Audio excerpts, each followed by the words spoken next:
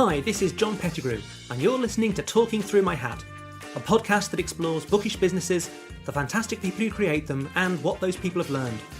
I'm a hat wearer, a recovering editor, and the creator of Future Proofs, enabling editors and authors to work better online. To find out more, visit wearefutureproofs.com or follow me on Twitter at John_Pettigrew.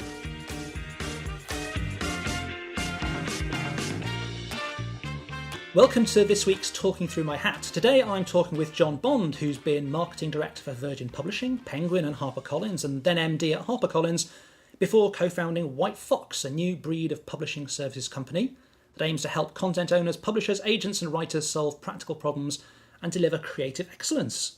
So welcome to the podcast, John. Thank you very much for having me. So you had quite an established position in traditional publishing. Why did you make the leap to kind of founding your own business? It's a bit of a risky thing to do. Like lots of people who work in large corporates, I had a meeting with my CEO when we discussed a reorganization of the business, and a decision was. I'm beating around the houses. No, I mean I was re-engineered out of the business, and I thought to myself, that's completely fine. And I've been doing this for 9 years, which was pretty much longer than anybody else around that boardroom. And I thought I really want to do something completely different. And I was at an age where I thought, well, it's an asset to have a network and people that you know, and hopefully people that you trust and like. But I genuinely wanted to get my hands dirty doing something. I think you can be a long way removed from the content and the product in book publishing. And there's a lot of people. I remember going into a room once with the editor of Wolf Hall at a big corporate function within HarperCollins, and it was the night after the Booker Prize, and we were applauded into the room. And I thought to myself, well, I didn't commission that book. In fact, neither did the editor, because the editor, it had been a previous editor who commissioned the book. Right. I didn't design the cover, I didn't edit it, I didn't, and you get a lot of credit for things that you're actually quite a long way removed from. Yeah. And I thought I wanted to do something where I was slightly closer to whatever it was we were producing. So, right. Okay. So how do you describe what you do now? What is WhiteFox? I think we help people make books. And that's simple. Yeah, So I mean, you can call it many different things. People don't really Google publishing services. We're a provider of publishing services. We have a network of experts and professionals who we vet and test, and with whom we do a lot of work for lots of different people who want to take content to market in some way. And that could be a traditional publisher where we're providing more project management, or we're sort of plugging into what they do in order to solve a problem, or work strategically with them to produce books to a certain point. And we're working with brands and content owners and individuals who want to self-publish, and where we're doing many more services, because we're helping them, not just produce the book, but print it, sell it, market it, publicize it, have it as POD or whatever. So it's so that's in a nutshell what but it's about making good books for whoever wants to produce something, which is sort of the opposite of ephemera. Yeah. So how and they mentioned that you it's a co-founding. You've got quite a group of people around you as well as your extended network. How did you find that, that initial team, the people you thought, these are the people I want to spend the next few years building a business from nothing with these people? Gosh, that's a good question. Well, I got to about 6 months after I left HarperCollins, and I thought, I'm not going to find anybody to pay me to do this idea, so I'm going to have to go and get some investment and put my own money where my mouth is. And I thought, I can't do this on my own. I think I know what, I have enough knowledge to know what I think I'm reasonably good at, but also the vast areas of knowledge I don't have. So I thought I need to find somebody at, roughly the same point as me, and between us, I think we can sort of build something. But I needed to find somebody who was at that point. And in fact, I spent quite a lot of time trying to find that person, and then ended up working with somebody who I'd worked with at HarperCollins, who probably would say, if she were in this room now, that she wasn't at that same point because she was on maternity leave with having had her first child, and didn't particularly want to go back to the editorial job that she was in. But it was the best decision I ever made, actually, to go and work with somebody who, albeit they were quite a bit younger, came from an editorial background, which I didn't, but also who was just brilliant at process. Loved the idea of getting under the bonnet of the publishing process and working out how to make things better and more efficient.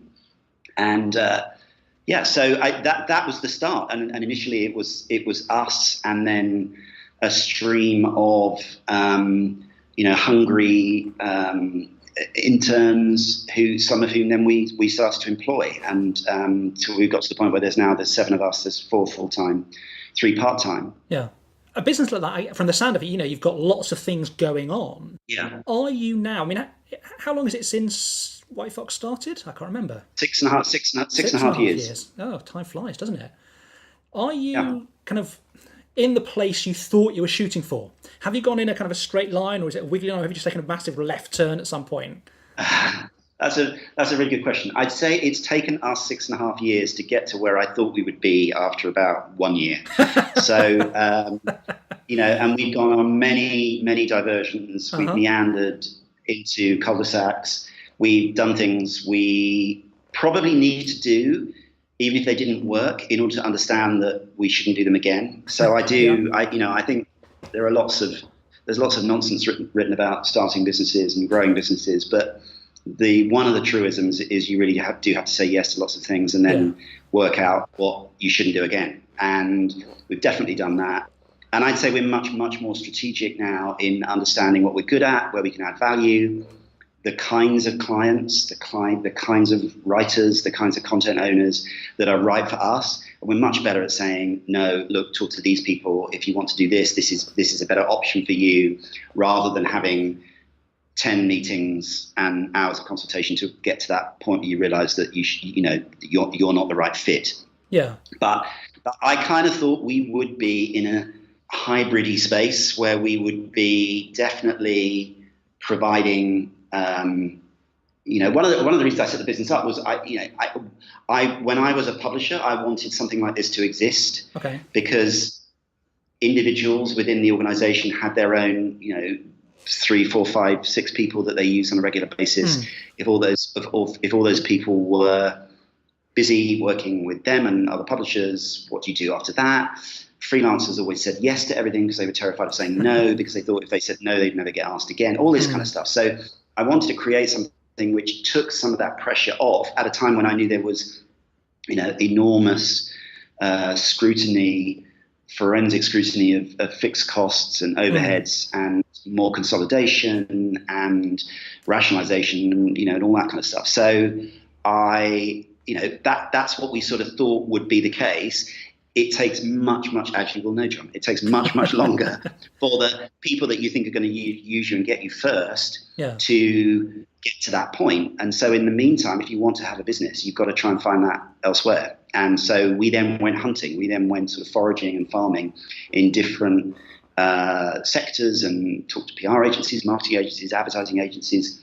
We kind of were hustling to see where we could help with the knowledge and expertise and guidance that we knew we gathered from working in-house. Yeah.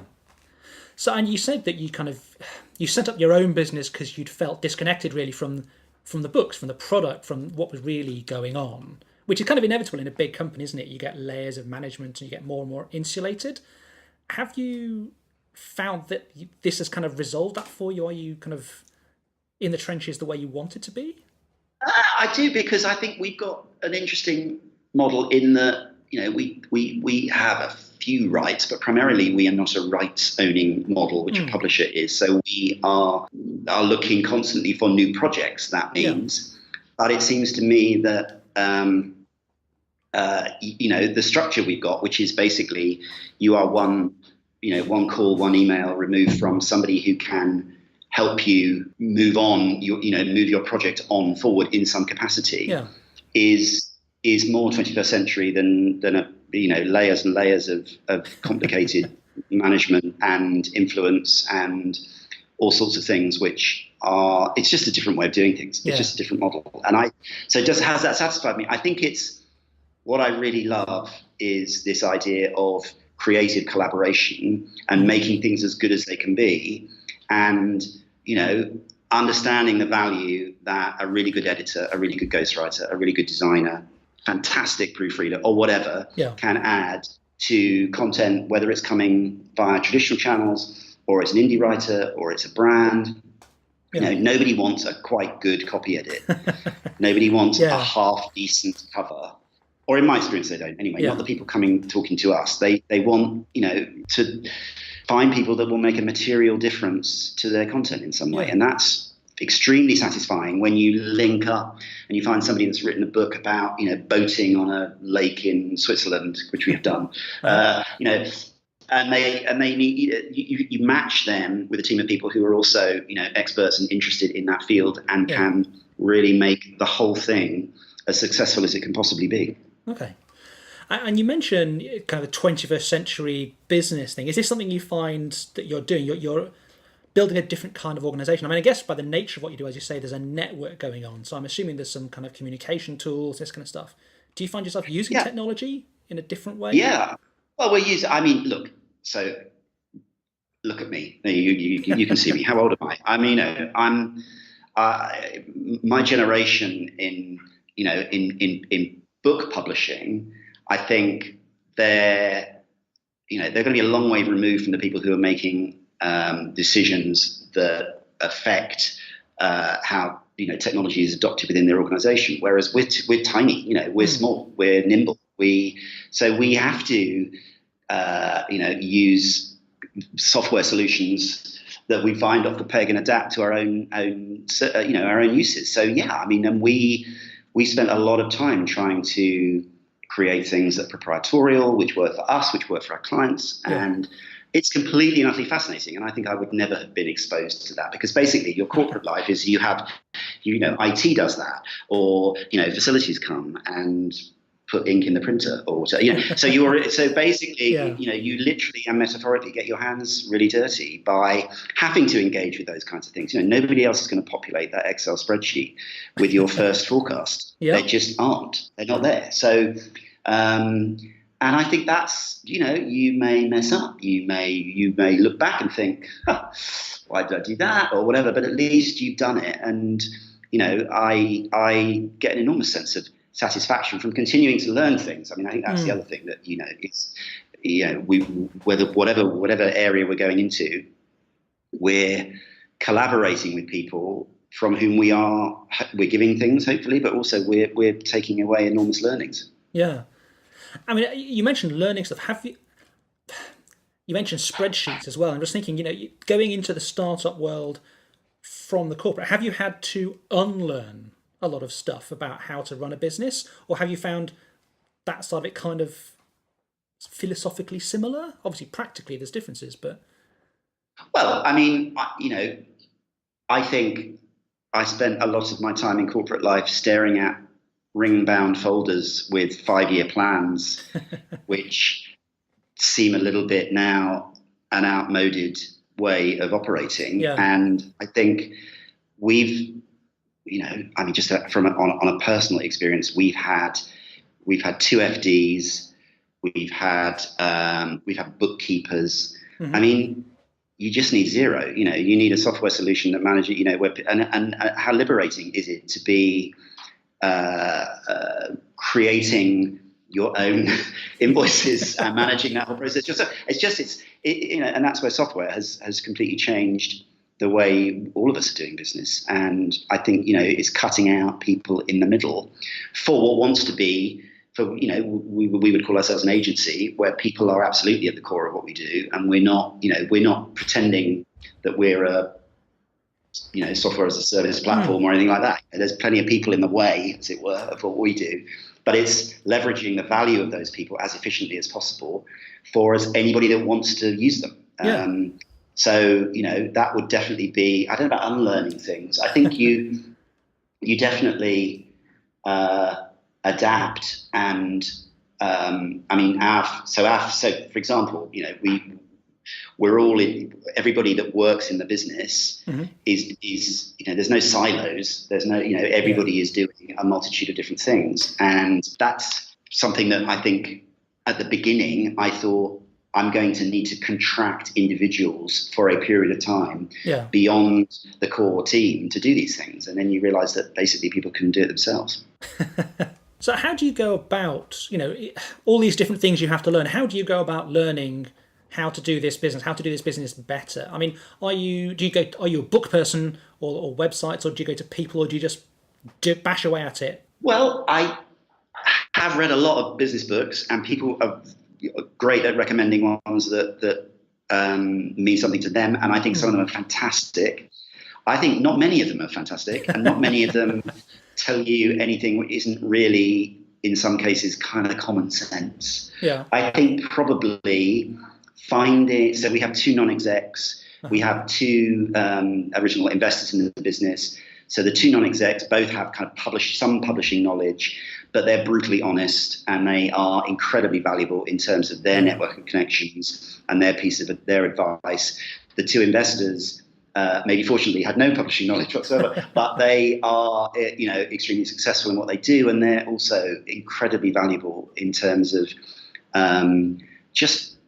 general business acumen and their ability to, grow businesses and what works and what doesn't. And I think it's probably been people, I would say, engaging with the right people. Right at the beginning, I got a lot of advice before we and road tested a lot of what we wanted to do with people who I thought would tell me the truth rather than go, that's fantastic, and then roll their eyes when you left the room and say, Jesus, So that kind of honest feedback is absolutely vital, isn't it? It really is, and tear it apart and say, it's good to have known people for 20, 30 years that will do that, and that was brutal but incredibly valuable. Better to get the pain out of the way before the money's on the line. I think absolutely, and you can really talking about, as you said earlier, about what sort of legacy there was of the previous life you lived. You can really.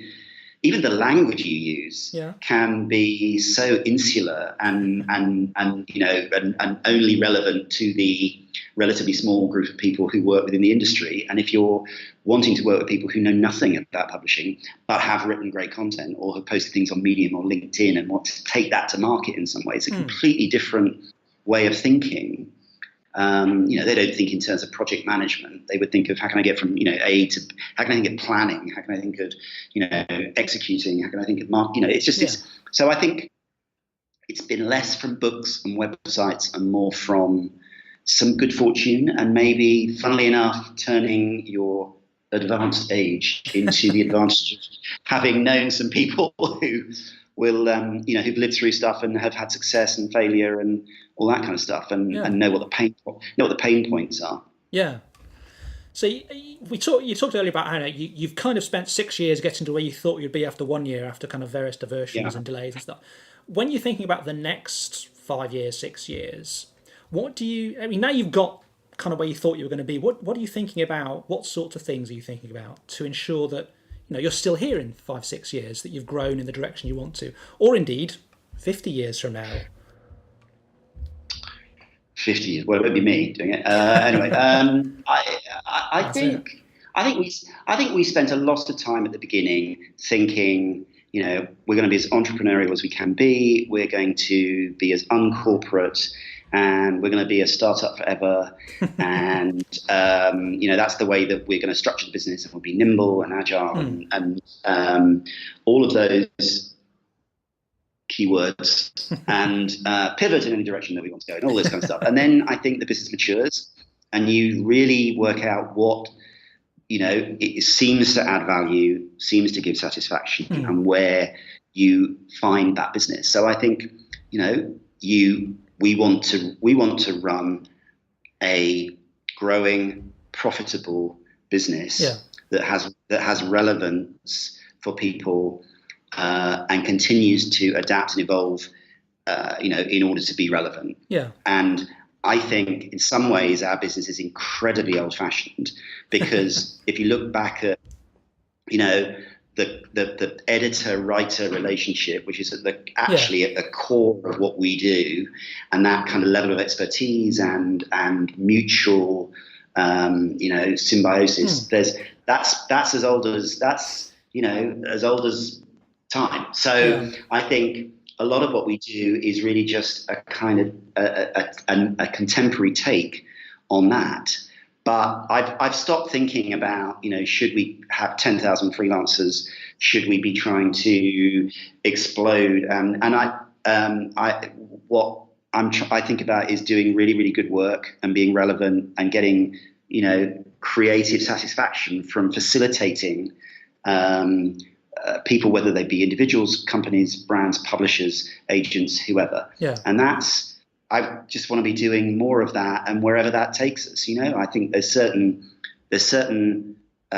places where I genuinely think people, in the time we've been functioning and operating, there's much more awareness of the options available. Yeah. Whoever you are, and that's exciting. I think that's exciting to be part of that ecosystem. I mean, we don't particularly distinguish, self-publishing, publishing, indie writer, brand. It's basically that whole process of making something as good as it can possibly be for whoever wants to do that. Yeah. And that, I think, is going to be relevant in 5 years' time. In 50 years' time, goodness knows. I have no idea. But there'll be massive software developments. There'll be publishers will do different things. Google will do different things. Amazon will do different things. But I still think there's going to be people who want to create things that have an authority and a gravitas and a credibility that will require them to engage with people who are used to doing that traditionally behind the scenes, below the radar with publishers. Yeah. And I just like that idea of lifting up the curtain and giving anybody that wants access to those people. Yeah, that's great. So when you're doing this, when you're kind of doing this day to day, what is it that you find hardest about running a business? You've been doing it one way or another for a while now, but I mean, what are the things that you try and avoid or pass on to somebody else or whatever? I'm trying to not be a control freak.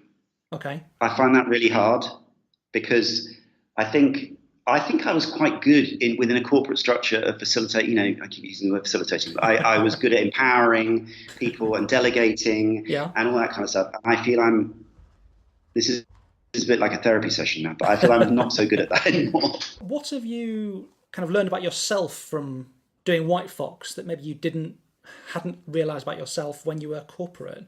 Because I'd say it's quite a different environment. Don't know how entrepreneurial you are or how much you care about risk. Uh-huh. I think you're cosseted. You're sort of enveloped in a large organisation in a way that you're not. You're very exposed, and you're very exposed initially to is there a business?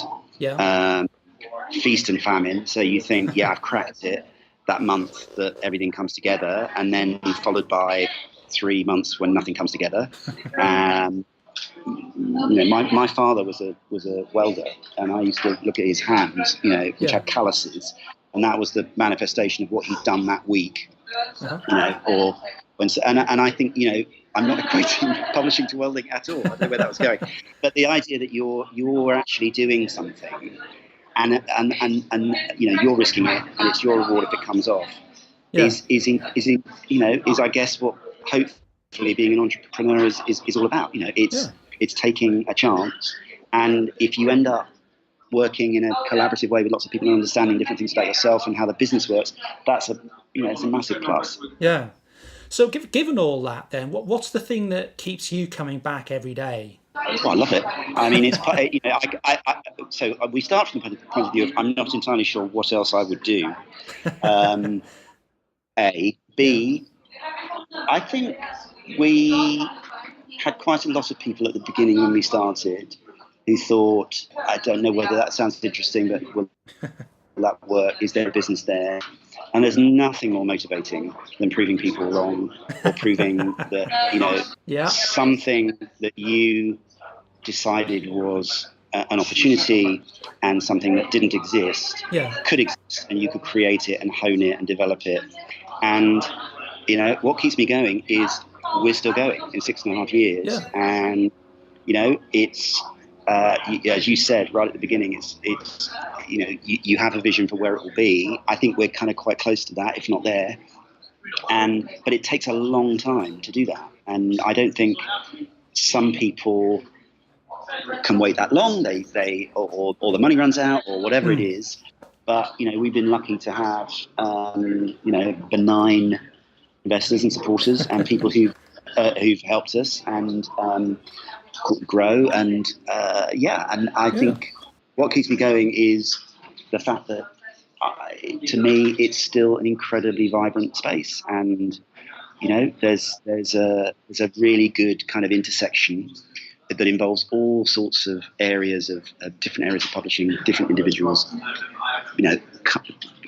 loads of people with different stories to tell, and we're part of that, and I really like that. Brilliant. Well, thanks very much for your time, John. That's been really interesting. Good, no problem. Thanks for talking to me too. So thanks again to John for that interview. A really interesting conversation. I love that bit of advice he gave when you're looking for a co-founder, people to work in the business early, particularly with you, that expectations aren't a good guide. Your expectations of career stage and this kind of thing, but your relationships are. People because it's that level of trust you need to make something work. And of course, his experience, I think quite a few of us can relate to, that it takes longer to get to where you thought you were going to go, but that you do need those diversions and mistakes, if only to work out what you shouldn't be doing. And the point that when you're running your own business, you literally and metaphorically have to get your hands dirty if you want things to get done. But also, of course, how being a little bit older when you're setting up a business, that age and experience can be a huge help, especially when you're looking for advice and honest feedback, because you have those networks and relationships with people you can take advantage of. And of course, that starting a business, running a business is a great way to keep learning things, even when you might be seen to be late in your career. So thanks very much to John for that. I thought that was a fantastic conversation. As ever, if you've enjoyed this interview, please do give us a like or subscribe on Apple Podcasts or your podcast platform.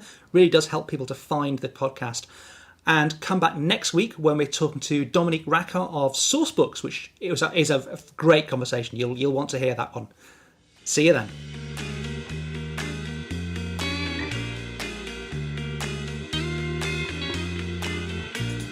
This was Talking Through My Hat, a podcast by John Pettigrew, founder of We Are Futureproofs.